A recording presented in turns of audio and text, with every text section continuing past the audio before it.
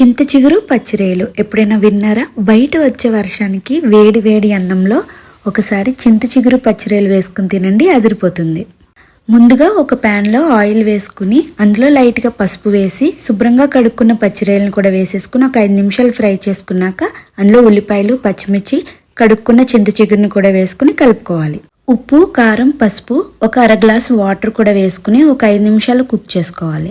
ఒక 10 నిమిషాలు ఉడికించుకున్నాక ఫ్రెష్ కొత్తిమీర, కరివేపాకు వేసేసుకుని ఒక 10 నిమిషాలు మూత పెట్టుకుని ఉడికించుకోవాలి. అంతే అండి, చింత చిగురు పచ్చిరేలు కూర రెడీ అయిపోతుంది. ఏదైనా సరే సీజనల్గా దొరికే వాటిని అస్సలు వదులుకోకూడదు. మీకు కానీ చింత చిగురు దొరికితే ఒకసారి నేను చెప్పినట్టు ఈ చింత చిగురు పచ్చిరేలు కూరని ట్రై చేయండి.